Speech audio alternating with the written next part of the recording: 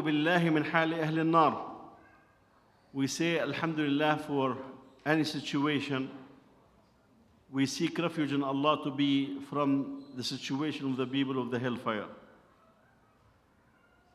Inshallah, tonight I want to spend some time to discuss how do we understand the international reaction to the crisis in Gaza. Basically, we have been seeing the Zionist criminals from day one saying no food to Gaza, no water to Gaza, no fuel to Gaza, no medicine to Gaza, as if this blockade that they had for the last 15 years now will be more strict, that their permission is needed for anything that goes into Gaza. And from the Zionist perspective, that should not surprise us. Those are thugs and criminals. Those are the ones who inherited the legacy of Menachem Begin and Shamir. Those who inherited the legacy of the Argon gangs and terrorists when they expelled 700,000 people from Palestine from their homeland in 1948 and expelled another 300,000 in 1967. So it's no surprise. Those people who killed their own citizens in Egypt, bombed synagogues. Imagine the Zionist intelligence, or lack of it, go and bomb synagogues and kill Jews to blame the Egyptians for it and to try to get the Jews to immigrate to Palestine. So it's not a surprise. This is the same Zionist entity that invaded Beirut, Lebanon, and get to Beirut and kept bombing for weeks, and the world was watching. This is the same entity that raised from the face of the earth more than 600 villages in Palestine, like Ijzim, Beit Nabala, Deir Yassin. There was a letter that was written in 1948 by Albert Einstein, the very known scientist and physicist, and many intellectual Jews, a letter that was written to the New York Times in 1948. And if you go to Google, just write Albert Einstein letter to the New York Times, it will come. A long letter. This is the same person who was offered to be the president of this new established Zionist entity, and he declined. What Albert Einstein and those intellectual Jews were writing about is a visit to America by someone that they consider very dangerous. They call him and his party and the group, those are terrorists. They called this party, he wrote at the time, that those are Nazis thinking. They have the Nazis thinking, they have the fascist. Those are the two words that Albert Einstein, who's a Jew, used to describe this personality and their party, he wrote. Fascist, Nazis, terrorists. They said those are the ones who walked with the Haganah and killed the people of the village of Deir Yassin. They said they killed all the people and they kept few to parade them, and they go into length to tell the US government and the Jews in America, be aware of those people. Who was this person? It was Menachem Begin. This Herut party became later the Likud party. The Likud party that now Netanyahu is in charge of. They went through this policy knowing that the Western world support them, and we'll talk about this, and they tried to get the Arab countries and then the Muslim countries to normalize the relationship, to really get this issue of Palestine out of the way. It does not exist. So if you ask for a map of colonial settlements in Palestine, you will see all Palestine red. Because around each city, there's 1 or 2 or 3 settlements. And there's about 850,000 settlers. So they came up with all this because they knew that they have the support of the West. And for us to discuss the reaction and understand the reaction, we need to understand that this Zionist entity came with a promise from colonial Britain, but with the UN Resolution 181 in 1948 that was supported by the Soviet Union, America, England, France, and the rest. So when the criminal Zionists do all those crimes in Gaza, genocide, they know that they have the backing of Western countries. Because Western countries historically had a Jewish problem.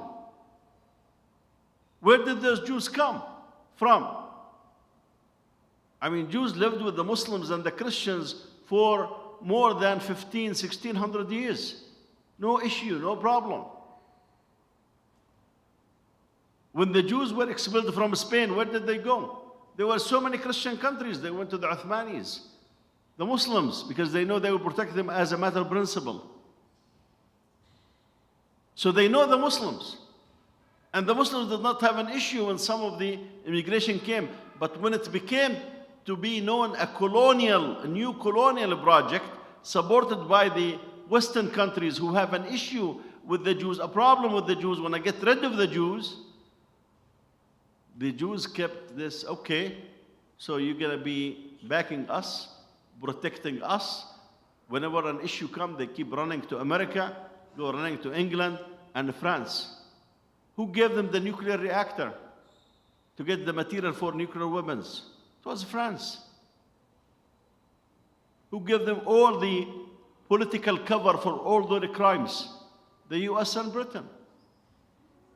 Who keep giving them money? Germany, the US. We have seen Biden coming back from Tel Aviv asking the Congress for $14.5 billion for the Zionists. Why? I mean, they were bragging a few months ago that they are the most country after the US with startup. They are very rich. They are becoming this, and they compete with this, and they will compete with that. And you think that you are talking about China. And suddenly, you do not have money? Suddenly, you are crying for weapons? Because a few hundred men came and wiped out your army around Gaza? Well, again, they know that the international reaction, they can read it. Because the laws are such that the US, Britain, France, and Germany in public will not criticize the Zionist. This is a first rule. In public, US, Germany, England, France, they do not criticize the Zionist in public. I mean, this is a first rule because, again, of this contemporary history, they put the Zionist entity there as a colonial project. It was a continuous of the colonial project in the Muslim land. That's why you heard about 500 plus of some of the US foreign service, some of them diplomats, some of them are just working for the government, writing a letter and saying the US, how could we be silent when all those crimes, all this genocide is going on in Gaza. They said, we know that in private you are objecting, but that's not enough. You need to speak. But they also know that the US does not speak in public, because that's their baby. The Zionist entity is their baby. It's there to run their own interests. It has been supplied with about 800,000 men and women from Russia. Where do you think the Jews in Palestine came from? I mean, there's about 7 million of them. And there's another 7 million Palestinians in historic Palestine. The Palestinians are there. They have been there for hundreds upon hundreds of years. So the West have this project, have this colonial project planned in the heart of the Muslim land. A cancer being injected in the heart of the Muslim land, knowing that always they're going to go to Mama America and they can get support. So he came back and said, I need $14.5 billion. Well, until now they did not get it. Why?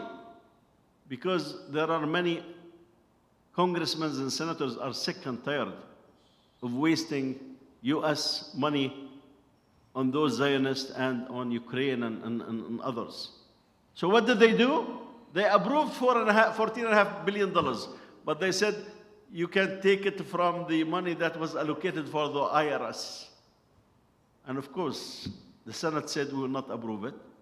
Biden said he will veto it. So the money is still hanging there, because they're going to use it as a way to pressure the Zionists when the time comes. Again, they cannot speak in public. In public, they will only repeat the lies of the Zionists. And when you saw the President of the US and the Secretary of State and the Secretary of Defense jumping to Tel Aviv in the first few days, followed by the Prime Minister of England, followed by the President of France, and the Prime Minister of Austria, and the Prime Minister of Romania, and so on and so forth. Why? Saying, no, stand your ground. We are behind you. Stand your ground. I mean, if Turkey have attacked the Zionists, I could understand this zeal and go and support them. If Iran have attacked them, I could see it. If Pakistan attacked them, or if Egypt and Jordan together, or Syria, but few hundred men shake the foundation of this entity? Yes, indeed. Because the West knows the game and the Zionist knows the game. We are relying on you. And we have this from the Quran, by the way. The Quran says they only can have something with the support of Allah, the Creator, or the support of people. They cannot be on their own. They cannot be on their own. Why do I say they are criminals? It's not just what they did in Gaza. Look at Smotrich. They're saying, we came from the Holocaust. Look what Germany have done to us, and the Europeans were silent. The Vatican was silent. And then you find this cheap guy, Smotrich, saying, burn Huwara. Huwara is a village in Palestine. One guy from Huwara killed a settler, a colonial settler. I mean, those settlers, those colonial settlements in the US, Japan, France, Germany, laws are called illegal because they are on occupied land. So because one person killed the settler, he would say what? Burn Huwara. That's a minister. And another minister last week, when he was asked about, dumping a nuclear weapon on Gaza, he said, yes, this is an option. He said, but this will kill our own hostage. Look at the criminal mentality. They did not say this will kill 500,000 or 600,000 and the radiation will go around and will reach Egypt and may reach Lebanon and in fact may reach the rest of Palestine. They said, this will kill hostages. So basically your life as a Muslim is worthless. Your life as a person who is living in this historic land of Palestine is not worth anything. And this needs to be clear. We have seen this in Afghanistan and we have seen this in Iraq too. How many people were killed defending their own deen and their own country, their own land and their own honor? So this attitude of the West toward the Muslims is understandable. We do understand that.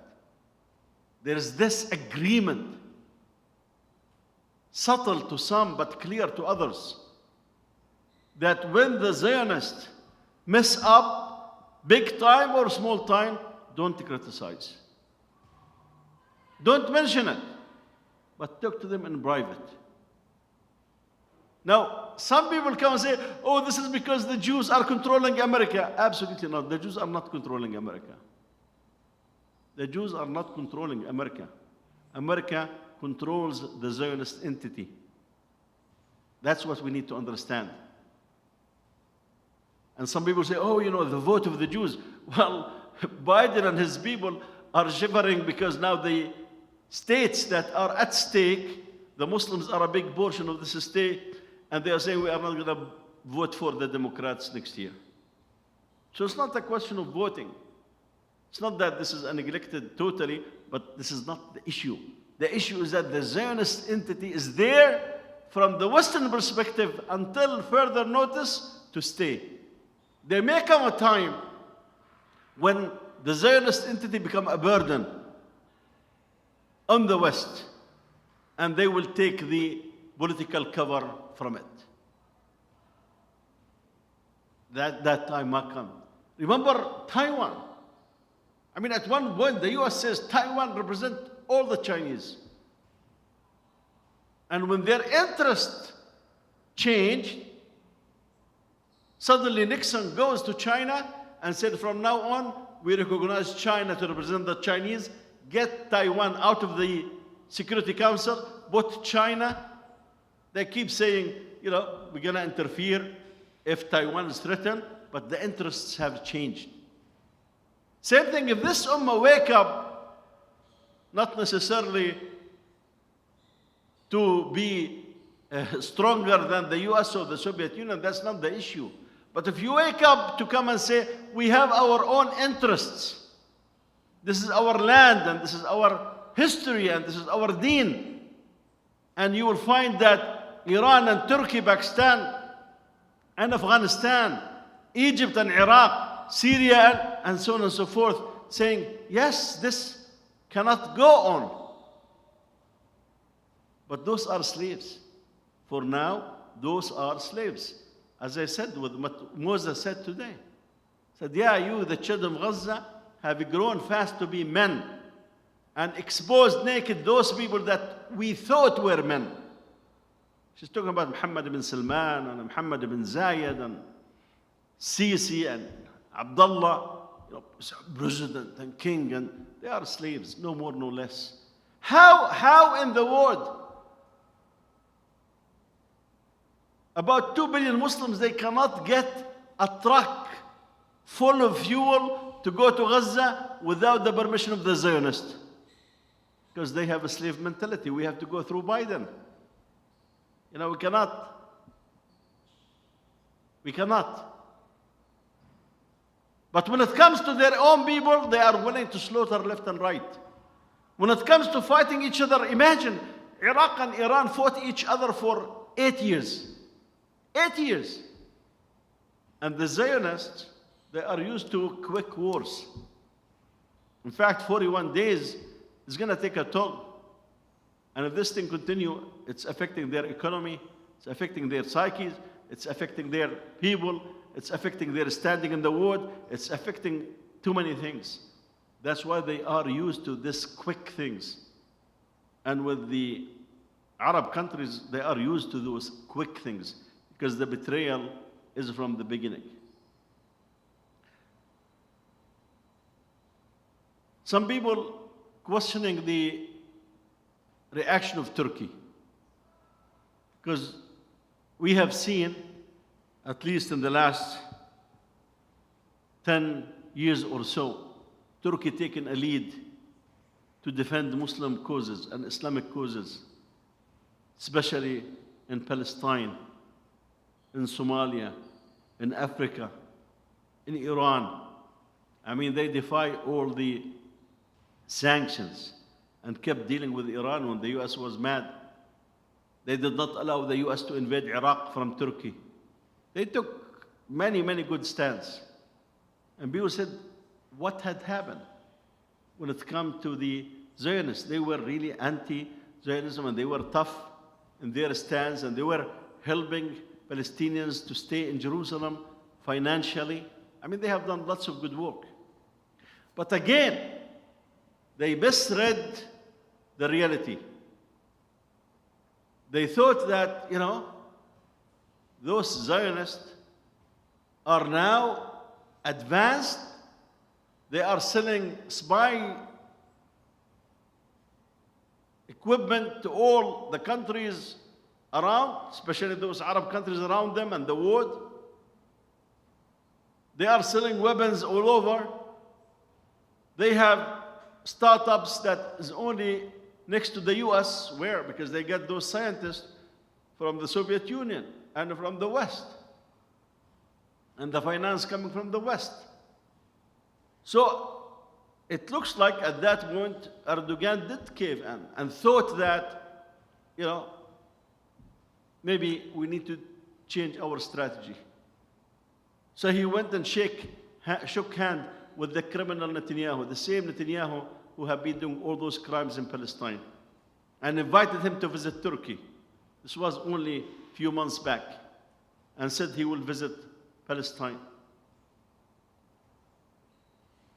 He misread the reality because he thought they had it, just like the rest of the Ummah, who thought that the issue of Palestine is fading and those Zionists have it. But when Gaza, the Gaza of the Izzah, the Izzah of the Gaza, Gaza al-Izzah, took this outstanding step of shaking the foundation of the Zionists, Turkey went back to square one. Yeah, those are criminals. They said, you do not call Hamas terrorists. Turkey made it clear, those are fighters for their rights. And they were calling the government, the Zionist government, all sorts of names, because they realize, the things, we misread them. We thought that they have it. The West is behind them. And the Arab countries are already normalizing and things are going their way. So they changed strategy. Now they went back stronger position than before. Because they realized that, no, the narrative is still there. This is a superficial. And when I say a superficial, I know that they have nuclear weapons. But remember, the Soviet Union had thousands of nuclear warheads. When the system fell apart, it did. Until the KGB, you remember the days of Yeltsin. The expected age of a Russian man became 47 years. Because there was no jobs, there was no money, there was nothing, and people start drinking vodka and dying at an early age. Until the KGB came, get Putin and get the old gang around and rebuild Russia. And that's when the West took a stand. Because they thought at one point that Russia is gone. And the stupidity of the US government, who wanted to be the superpower for another 100 years without a second or a third, in their white paper written in the early 1990s, with their arrogance, invaded Iraq and Afghanistan, and for 20 years were busy when China and Russia were building their economies, building their armies, to the point that Russia felt that it can invade Ukraine, which again shocked the world, that a white nation will invade another white nation in Europe, because they thought only the Muslims we invade. It was shocking to the world. As far as the reaction of the Arab countries, of course, some have taken a stand, like Algeria and Qatar to a certain extent. But the bulk really caved in. I mean, Syria is being hit for the last 3 years. Almost on a weekly or every 2 weeks, Syria was hit by the Zionists, and the Syrians did not do anything. They just received hits in this regard. And of course, Iran does not want to get directly involved. But there's no doubt that the weapons and the money that Hamas and Islamic Jihad have, and the Houthis in Yemen, and the Hezbollah in Lebanon, there's no doubt where this thing is coming from. Because Iran think of itself as a historical power. You see, the US and Iran do not have a strategic difference. In fact, it was the Zionists and America who worked together to help Iran to defeat Iraq. If you have doubt about this, go to Iran Gate. Go to hear the Congress sessions on Iran Gate, where the representatives of the Ayatollahs were in the White House at night with Oliver North and company taking tours of the White House. This is in the congressional record. I'm not making this thing up. And the national security of the US with the Zionists are meeting with the representative of the Ayatollahs in Tehran, where weapons start flowing indirectly from America and directly from the Zionists to Iran at the time. But then they wanted this hegemony, they want this Iran to be just like, you know, those slaves, King Abdullah and Sisi and Mohammed bin Zayed and Mohammed bin Salman. And Iran said, no, we are a historic power. We have a history. In fact, they were saying, you know, why Pakistan will have a nuclear weapon and we don't? Many of the intellectuals started questioning because they think of themselves something different. And I say this not for some people now to attack Iran or attack Hezbollah or attack Hamas for that. No, this is a different ball game altogether. We have a big enemy in front of us. We deal with it and then we deal with our own problems later on. To come and say, no, brother, now we want to deal with it. Let's get Turkey and Iran in a fight and let them finish each other. What's a crazy thought? What's a simplistic, naive approach? Where is this thinking coming from in this regard? So yeah, the stand of Iran, the stand of the Houthis, the stand of so on and so forth cannot be even compared with those slaves in the Arab world. And not to be long with you, we cannot finish this subject without talking about Abbas. وَمَا أَدْرَاكَ مَا عَبَّاسٍ وَمَا أَدْرَاكَ مَا عَبَّاسٍ. To understand Abbas, I'm not talking about Abbas the Algerian, I'm talking about Abbas in the West Bank. To understand Abbas, you have to understand that Arafat, Yasser Arafat that is, from the 60s, put Mahmoud Abbas as his vice chairman. Why? Because Abbas is accepted But the US and the European and the Zionists, they love him.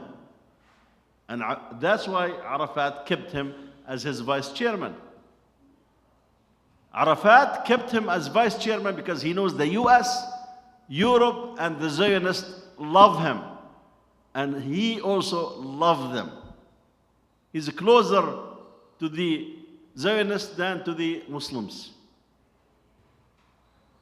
So when Arafat came after this Oslo agreement, that they said Abbas is the main architect of the Oslo agreement, Abbas came with Arafat, and Arafat said, okay, I am now in Palestine. You know, I want to marginalize Abbas because I know he's the enemy. He's the enemy at home. Arafat knew this. He was trying to use Abbas. So when he got there, Abbas is the enemy. He want to marginalize him. So the Abbas, step on the side and let me deal with things. The US came and said, by the way, this thing, we will not give you a penny. And the Zionists will not give you a penny from the tax money until and unless you put Abbas as your prime minister. And you give him the power. So you are the president, but the power will be in the hand of the prime minister. Arafat tried his best to resist, and he failed miserably. Abbas ended up being what? The prime minister. Now Arafat is not really a slave in the sense of the rest of the leaders in the Arab world, although he caved in. So he kept trying to get rid of Abbas. And he kept insulting him in the meetings, saying Abbas is the Karzai of Palestine. Karzai is the president of Afghanistan who was a tool in the hands of the US. He was running restaurants in Virginia. The US took him and put him a president of Afghanistan. That's what, Karzai is. So Arafat kept calling him Karzai. Of course, this man has some, very little dignity. Not much, very little dignity. So he got the news that in all settings, Arafat called him the Karzai of Palestine. So he submitted his resignation. And somehow they got rid of Arafat. And now we want to have election in Palestine. So America and the Zionists came to the Fatah people. They said, look, we will not accept any president for Palestine other than Abbas. You are not going to get any political support. You are not going to get any money. And those people, many of them are thieves at the top. So what was the result? Abbas does not have a gang. Dahlan used to have a gang. Jiblir al-Jub have his own gang, and others have their own gangs, armed in Palestine. Abbas did not have a gang. But Abbas have the US and the Zionists behind him. Fatah caved in and put Abbas as their only candidate. And by default, Abbas became the president. And what do you expect? Just see his statements, his videos. He said this, what we call tansiq al-amni, this security coordination. What's security coordination between the Palestinian and the Zionists? Abbas and his people, his army, so-called army, are to protect the Jews from the Palestinians in the West Bank and Gaza. When the election happened and Hamas got a big chunk and won the election, and eventually the US was planning to install their own security forces in Gaza, that they were trained in Jordan and Egypt, Hamas took the initiative and controlled Gaza. So Abbas only had the West Bank. And he continued. Imagine, Abbas encouraging the demonstration around the world for Gaza. But if you do a demonstration in Ramallah or Nabs al-Khalil, who's going to shoot at you? Abbas people. Abbas called the security arrangement holy. So Abbas does not belong to this ummah anyway. So that's why don't expect from Abbas other than to be a traitor who conspired with America and the Zionists against the Ummah. Let me finish with this. Salam Fayyaz, who was an American agent, was put as a prime minister at one time. And him being an economist and a sophisticated agent came up with this shaitanic idea in Palestine. And many people do not know this. He came to the banks in Palestine and said, what do you do with the deposits? The banks in Palestine are either associated with Jordan or Egypt. They said, we send the deposits to Amman or to Cairo. He said, from now on, you keep the deposits here and you lend to the Palestinian people. It's not an exaggeration to say not less than 80% of the Palestinian people were offered loans. A loan to get married, a loan to buy furniture, a loan to buy a car, a loan to buy a brand new cell phone, and some a loan to buy an apartment.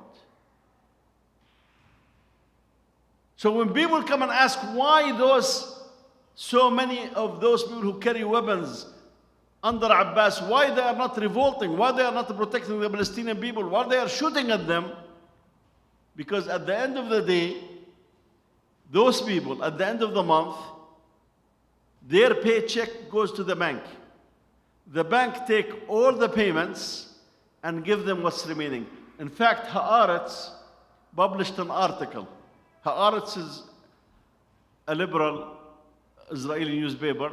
It's very, very reasonable coverage from it compared with the Jerusalem Post, which is very right-wing. They had an interview with one of those members of this armed Abbas people. He said, at the end of last month, the bank took my check and took all the loans and gave me 128 shekels, which I need to live the whole month on 128 shekels. Myself, my wife, and children. Do you know what's 128 shekels? You know? $30, $30. So what will happen to him? He will need to take another loan to live that month. So basically the crime of Salam Fayyad, he did not kill people, he did not do this directly. What he said is that he got the people in Palestine busy with own things. So your concern at the end of the month. Imagine now if some of them will say to Abbas, we are not gonna be guards to protect the Israelis. There's no salary. There's no money.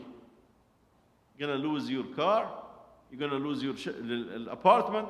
You're going to lose your cell phone. You're going to lose your furniture and sit in the streets. That's why those people around Abbas are sticking to him. No more, no less. And I know some of them are burning from inside, but there's not much that they can do. I know some people say, but how do you do? Well, you can talk in ideal way, but those people were raised with this mentality. So there's not much that you expect from a big number of them. Few of them they did. I mean, we have seen a few of them when the Israelis will invade a city in the West Bank and shoot at the Palestinians, they start shooting and killing, and they did kill. And Abbas will go immediately and apologize and said, we're going to check their background. This will not be repeated. We will do this, we will do that. That's why Abbas' reaction and his gang and his people and his forces. I hope that I gave you a picture of why the West, the Arab countries, some Muslim countries, and Abbas are reacting the way they react, although they see this genocide of Muslims in Gaza. They cannot get together to get one truck of fuel to Gaza, this Ummah of about 2 billion, they cannot get even one truck. Why? Because they deal with those crises on an individual basis. They do not see what Allah talked about, that this Ummah need to be together. Because the moment that you are divided, وَتَذْهَبَ رِيحُكُمْ, you have no influence. The Quran used the term that you do not, your rih, which reflect influence, reflect ability to change things, it's gone, and you will fail. وَتَفْشَلُوا وَتَذْهَبَ رِيحُكُمْ. You have no influence. We ask Allah subhanahu wa ta'ala to bring the khair and the good to the people of this ummah, especially to the crisis, to people going through the crisis in Gaza.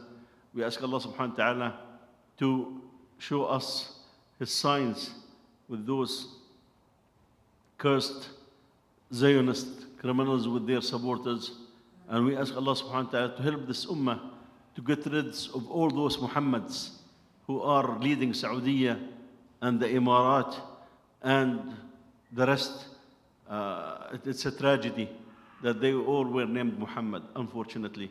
But they are close to be called Kohen than called Muhammad. Inshallah, we have few minutes. We need to leave by 9 o'clock. We have 10 minutes.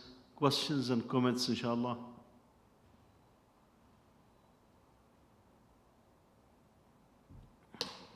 Yes, Akhi. I know you covered this, but I'm still not getting why is Israel so beloved to the West? Like, what purpose it is serving the West? Because, I mean, no matter how much ever horrific incidents happen, Israel always gets support, and the other party does not. The brother is asking why the West is standing behind Israel and why the Israelis always expect the West to come with support. First of all, you have to understand that this ummah at one point had a system that controls the bulk of the world. And justice and fairness of Islam was such that so many people who are not Muslims will come and live under the state. By the end of the time of the Ottomans, there were 200 different milli systems. They call it milli system. From the Orthodox Christians to the Catholics to the Jews to the Druze to the devil worshippers in Iraq. I mean, there were 200 separate milli systems living under the Islam. And each one get his space to live. So the West and Russia have fought this entity of Muslim Ummah for many years. Remember that the Muslims for 300 years ruled this part of Ukraine that's called the Crimea. The Muslims ruled the Crimea for 300 years. And the Muslims ruled Moscow and Kiev at the same time. You know, Moscow and Kiev, this was under the rule of Islam. Why the former Soviet Union is full of Muslims? Sharkas, Chechens, Ghazis, and all those. I mean, Islam was all over. And they decided to end this political entity. Yeah, Germany lost the war just like the Ottomans because the Ottomans were with Germany. Germany was not divided after World War I. But the Ottomans, their land was divided all over the place. And the West has this, by 2017, when the Khilafah is still, very, very weak, but still there, is to establish an entity that divides the Muslim world. And it comes at this junction. So basically, Palestine stands at a very important geographic junction. On the west side is Egypt, Libya, Sudan, Tunisia, Algeria, Morocco, Mauritania, Chad, and all the sub-Sahara Muslim countries. On the other side comes Lebanon, Syria, Iraq, Iran, Turkey, Pakistan, and Afghanistan. So establishing this cancer in the body of the Muslim Ummah was a plan not invented by the British. Napoleon was the first to come up with this and offer it to the Jews to go and stay there, because they do not want to put their own people. They did it during the time of the Crusades, and they saw the results. So they said, okay, we will put a front there, and we will support it with all our powers. So there will be no future for Islam and the Muslims as an entity. Of course, it did not come to their mind that the Saudi government will be more loyal to the kuffar than the Israelis. And United Arab Emirates will be more loyal to the kuffar in the West than the Zionist entity in Palestine. I mean, Netanyahu will tell Biden no sometimes. But those people are slaves. So yes, the Zionists expect this because they have put their own selves, their own children there with all the dangers that are there to protect the interest of the West. They are not stupid. Some of them clearly say now in Palestine, those people are not after us. Just look at the evangelical Christians in the US, Trump supporters. Just do a search on the internet what they believe in. They are the most vocal supporters of the Zionists in the US, more than the Jews. More than the Jews. But look at their aqidah. They said we have to support Israel in their words. We have to support Israel to be strong, to have some superior powers, so that the Messiah will come. Because that's their belief, that Israel has to be strong for the Messiah to come. And they said when the Messiah come, they will go to the Jews, become a Christian or we'll kill you. That's the choice. There's a program on public TV, PBS, on this. And you get many Jews who know and said we do not want the support of those people. But Netanyahu and those politicians, of course, they are so cheap. They don't care what the end result is. They will accept whatever support, whatever, in terms either of money or political support in this regard. But their belief is we want to keep and make Israel so strong so that when the Messiah comes, we'll tell the Jews, be a Christian or I'll kill you. I mean, think about it. When Islam, all those more than 1,400 years, no compulsion in religion. Yes, sister, your last question or comment, inshallah.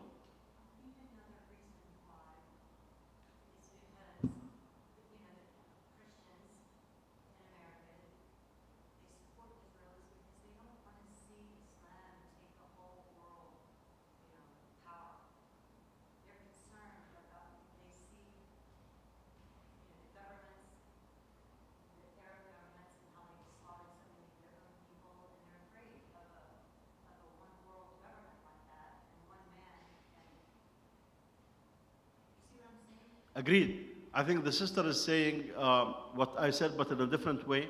She's saying that the West is in support of this Zionist entity and support of those rulers because basically they do not want to have a future entity, Islamic entity in the Muslim world. They want the Muslims to be divided among Arabs and Ajams and this and this and that. So that this is one of their aims, and I agree totally. This was an objective. In fact, that's why, to start with, they established the Zionist entity. Yes, because they did have a Jewish problem. They want to get rid of the Jews.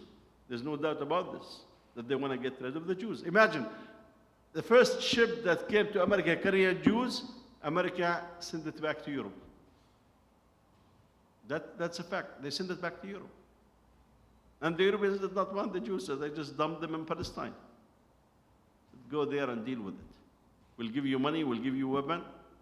It's just like when you have a problem of your own and you do not want to see it, say, I'll give you the money, just go from my face.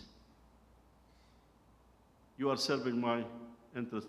Jazakumullah khair for your attention, and may Allah subhanahu wa ta'ala bring the khair and the best for us and for the people of Gaza and for this ummah. Allahumma ameen. We will see you inshallah next Thursday. سبحانك اللهم وبحمدك نشهد أن لا إله إلا أنت نستغفرك